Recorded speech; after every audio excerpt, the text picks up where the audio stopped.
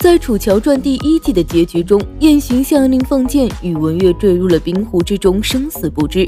在这之后，楚乔与燕洵二人的关系便发生了转变，从一起长大的发小逐渐陌生。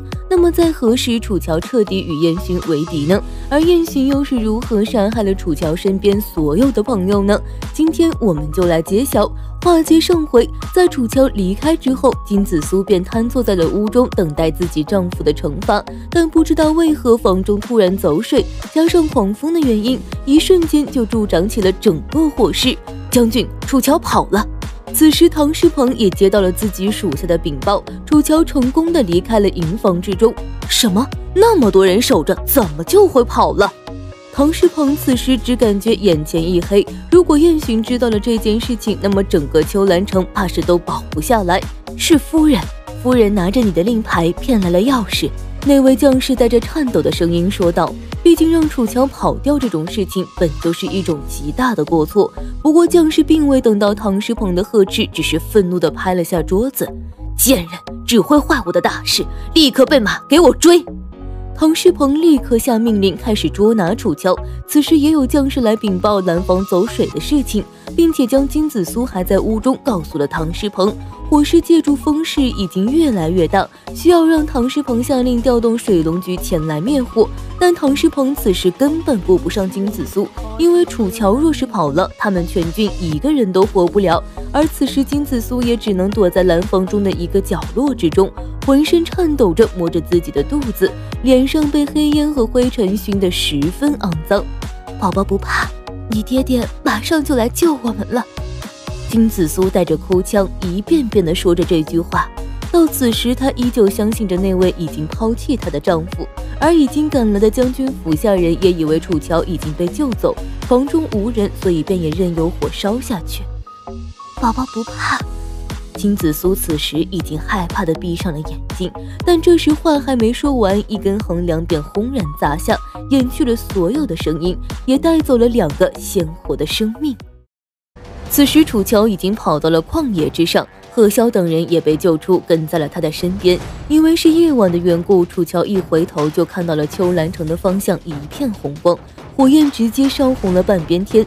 虽然此时楚乔也有些担心金子苏，但还是相信金子苏至少能保护自己，所以便快马加鞭的继续赶路。因为他们还有很长的一段路要走，有更为危机的情况需要等待楚乔去解救。而此时在千里之外的火云军也正在一场血战之中，作为将领的小何根本不知道谁要来杀他们，但是却只能带着将士们拼尽全力去抵抗。放！一个十分低沉的声音在一遍遍地下达着放箭的命令，利用远程的优势杀倒了不少火云军的人。即便是武艺不错的小何，现在的肩头也中了一支箭。究竟是谁？是谁要杀我们？他们使用的是连弓弩，是我们自己的军队。小何看着身边的将士们一个个的倒下，此时也已经彻底的发疯了起来，不断的挥刀去砍那飞来的箭士，但终究是让他率领的火云军第2大队几乎死绝。小何最后也被箭士钉死在了火云军的战旗之上。等到这批火云军没有一个能站起来的人后，那个人便带着军队走了上来，看着地上成片的尸体，冷漠地说出了2个字：烧了。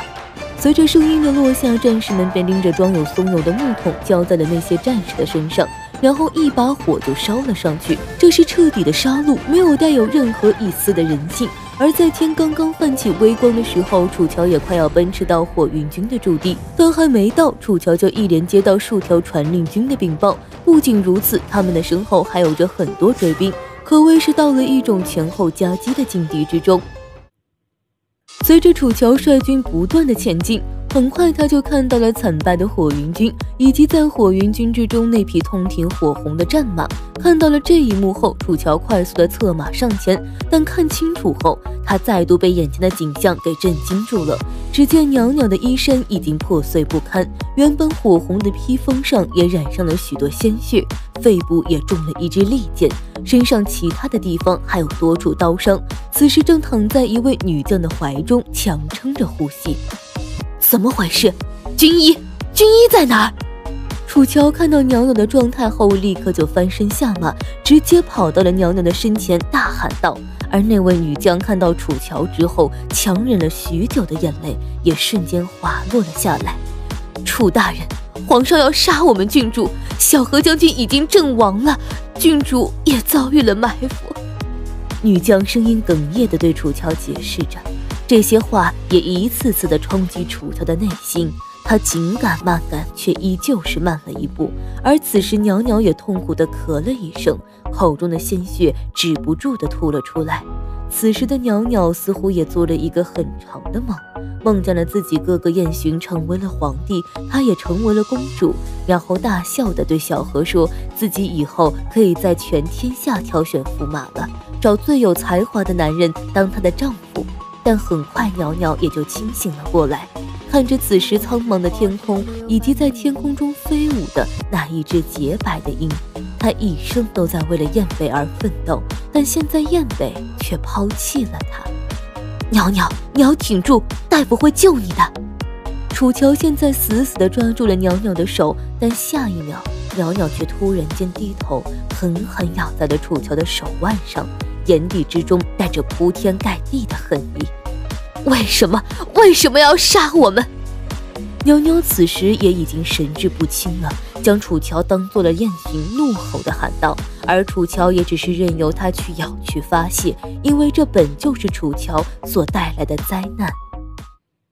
在袅袅咬向楚乔的那一刻，那位女将也连忙将其拉开，然后抱着她不断的安慰，但袅袅现在已经什么都听不到了，只是依旧在疯狂地喊为什么要杀他们。而楚乔本来麻木的内心再度遭遇了强烈的冲击，随着袅袅怒吼的声音逐渐微弱了下去，楚乔整个人就像是再度进入了那冰湖之中，浑身感到的只有寒冷刺骨的感觉。燕洵，你都干了什么？楚乔此时越来越不懂那个男人了，看坐在了失去呼吸的袅袅面前，楚乔已经感觉到事情完全脱离了他原本的掌控。大人，他到了。此时贺萧阴沉的脸走了过来，对楚乔禀报出了这句话，而贺萧所说的他正是率领大军赶来的燕洵。此时燕洵身穿一身金线纹龙墨黑袍，头发也竖了起来，冷冷地看着楚乔他们的方向。2年的时间，楚乔终于再度见到了燕洵，但此时的燕洵在他面前，楚乔已经完全认不出来了。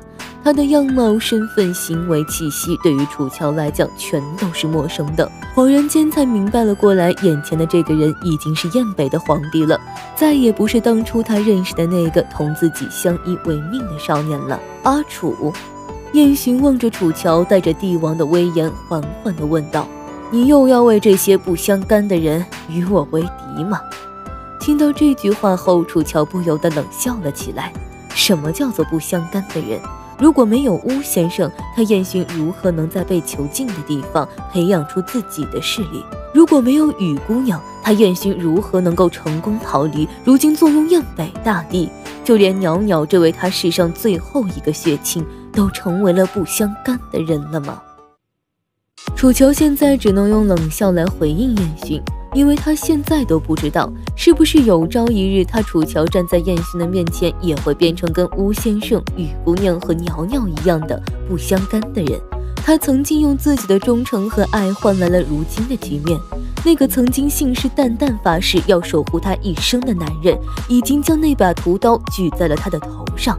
怀疑、利用、监视、排挤，这就是燕洵给他全部的报答。那些所谓的荣华富贵，则是像赏赐一条狗一样用来诱惑他。但燕洵到现在还没有了解真正的楚乔，荣华富贵又如何，皇帝又如何，在他心中只不过是粪土草芥罢了。眼前的这位皇帝，更是在他眼中成为了将自己完全辜负的男人。燕洵，我用了10年的时间认清了你，也认清了我自己。前尘过往，如今都如东风飘散，对你，我已经再无半点眷恋，唯一剩下的只有数不尽的痛苦和悔恨。楚乔此时的声音十分的冰冷，他这一刻已经彻底选择和燕洵决裂了。阿楚，你难道忘了你曾经的誓言了吗？燕洵的声音依旧十分冷漠，试图用之前那些誓言来捆绑楚乔。呵呵，既然你已经背弃了我们曾经的梦想，那我为什么还要坚守我对你的誓言？这句话在楚乔脱口而出之后，燕洵原本冷冽的心还是感受到了一丝疼痛。他终于还是说出了这句话，带着所有的不甘和怨愤。从今往后，他和楚乔之间便彻底的形同陌路。不是楚乔太过于绝情，而是他燕洵逼得楚乔如此的绝情。燕洵，再见。这是楚乔留给燕洵最后的一句话。接下来他也就会同燕洵兵戈相见了。那么楚乔会如何为那些死去的人复仇呢？我们明天再聊。